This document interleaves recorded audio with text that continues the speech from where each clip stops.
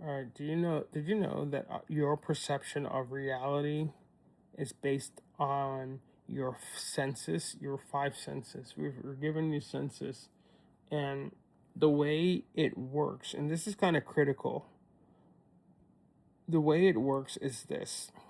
Let's say, for example, your eyes. Your eyes allow you to see, right? So if you're looking and you see somebody with a red shirt, you see that person, and somebody else sees the same person with a red shirt.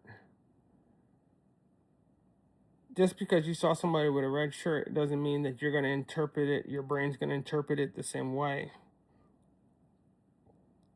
Excuse me.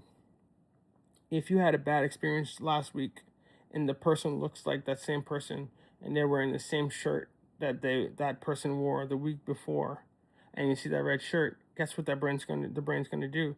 The brain's going to remind you of the fact that that is potential danger. That could be the same person that gave you a bad experience, and you want to avoid that situation. That's what the brain's going to show you. But to the other person, when they see that red shirt, it may have zero effect on them. So I'm saying this to say that when it comes down to our perception is not based on what we physically see, but it's based on how our brain interprets what's being shown. And the same goes for all of the rest of our senses. What you hear, you can hear something, and somebody else can hear the exact same thing. And once again, the perception of what the person is hearing will vary based on that person's experience. And whatever that person's experience is going to be stored in the memory bank of the brain. Either there's going to be a non-threat level where there's nothing to discuss, or some sort of reminder about something when they hear a certain sound. And it's kind of important to realize or recognize that our reality is determined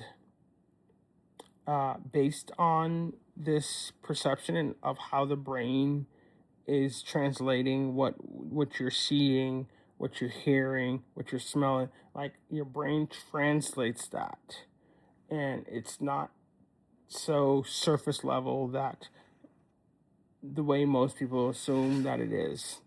And what I'm trying to say is this: when you are controlled by a spirit, meaning that if the Holy Spirit is controlling your vessel, right?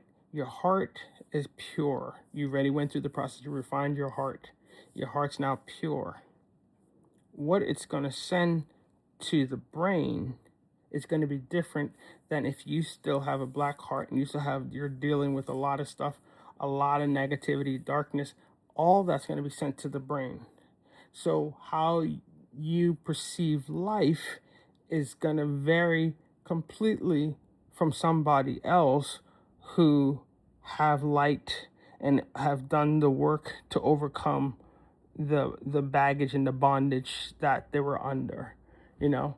And so I feel like knowing that should be or could be a breakthrough for somebody. You want to make sure that the person who is running your vessel, or the being that is running your vessel, is of light. You need to make sure that is the Holy Spirit. You need to make sure that Jesus has dominion over your vessel. Hence the reason why it's so imperative to operate in the Spirit and choose the Spirit over the flesh. Because when you choose the flesh, by default, you're allowing darkness, you're allowing Satan to control the narrative.